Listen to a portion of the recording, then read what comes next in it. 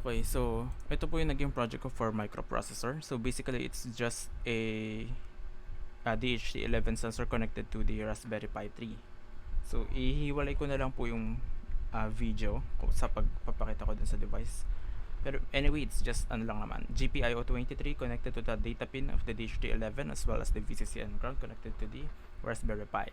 So for the baking of the Pi, or rather the installing of the operating system of the Raspberry Pi, I have a SD card reader.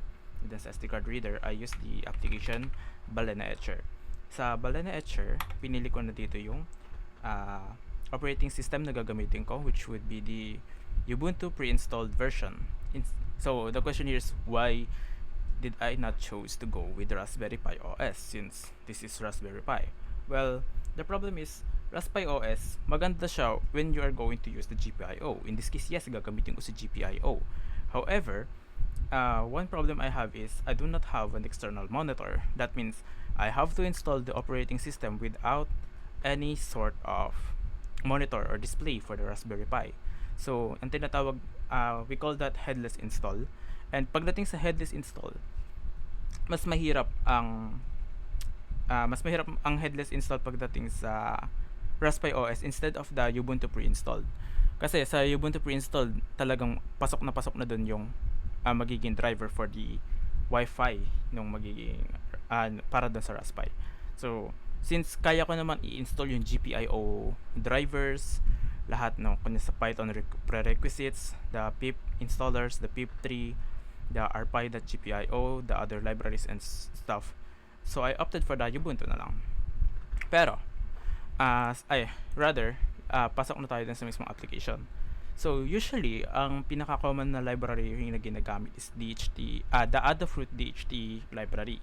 However, that library, if gagamitin for Raspberry Pi, is ang mga dependency niya is nasa Raspberry Pi OS operating system, wala sa Ubuntu. So I have to find another way para makapagpagana ng DHT. In this case, naghanap ako sa GitHub, which is nakita ko yung kay Szazo. Meron siyang isang library here na ginawa for DHT11 Python. And here, ang ginawa ko lang here is basically git clone. So, wag dito. Test. And then, pasok tayo sa test. Kunyari, git clone. And then, copy si link. And then, paste here. So, parang mangyayari is, oh my gosh, nangyari. Ay, nasa ano pala ako. Dapat pong mag-git clone kasi nasa, eto, dito lang. Sa main page. So, git clone. Yan. And then, after mo mag-git clone, magkakaroon ka ng folder, which is yan. And then, from here, dito ko na siya minodify. So, dun tayo sa actual folder ko. So, sa example.py, dyan lang ako nag-base. Dinagdagan ko lang siya ng Flask. Yung Flask is an application to host web applications. And, yeah, basically, ano lang to, normal Python things lang. And, here, we can see that I added an index.html kasi gusto ko lagyan ng unting design. And then, makikita siya sa templates. And then here, ayan siya. So, ang ginawa ko lang naman here is basically for 1 second, mag-a-update yung web app. And, let's start. Tignan natin kung mag-gagana siya. Nasa maling directory tayo.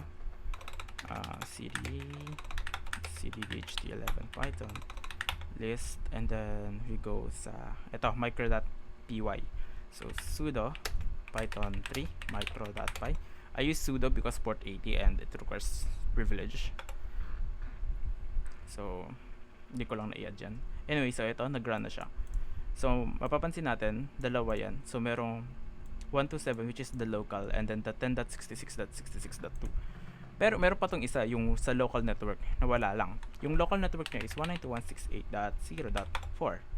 So ayan. As we can see,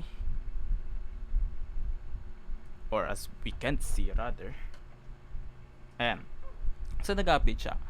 So ayoko naman na yung sensor, or rather yung quote-unquote IoT remote weather station is papasok ka pa rin dun sa local network. So here, I have created a public server. In this case, ito yung public server ko here. And it runs the WireGuard server. So, ang ginagawa lang naman ng WireGuard server is, kailangan ko lang ng way para mag-tunnel si local, in this case the Raspberry Pi, into a public server kasi hindi naman natin ma-access yung local ng 192.168.0.4.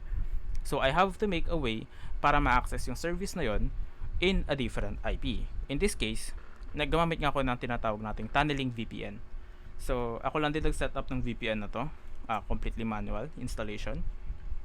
And so basically right now, nakikita nyo kanina yung ito, dito may lumabas yung ito 10.66.66.2. That's actually a local network nung public server ko, which is right here. Ito siya, 10.66.66.1. That means I can actually ping si 66.2. Ayan. So nag-uusap na yung public server ko and then yung Raspberry Pi. And then that means if I put in 154.90.36.182, and pwede rin i-open sa cellphone, pwede rin i-open kahit saan, basta meron kang data, meron kang internet, makukuha si real-time sensor data. And as an added bonus, gumawa ko ng domain which is electrobert electrobert.engineer.cloud, and ayan, nalabas na siya dyan. So since I wanted to elevate the functions of the Raspberry Pi 3 compared sa mga Raspberry Pi Pico, sa mga other microcontrollers, considering that the Raspberry Pi nag-error siya. Anyway, di lang nagmamatch yung kasi mabilis yung cooldown. Since I want to use the difference pagdating sa performance na yun, and I think when it comes to ganitong functionality, may tunneling, may mga ganyan-ganyan, may mga parang gumawa ka ng sarili mo dashboard, I think it's a good idea din kasi for the na okay, wow, instead of just the Raspberry Pi being limited to the local area, mas maano siya sa public, which is, although kaya naman gawin pagdating sa other microcontrollers, the benefit is you are running everything sa internally lang. So yun po yung project ko. It's basically just a Raspberry Pi 3 Model B version 1.2 connected to the DHT11 sensor, which updates a public website. So yun lang po.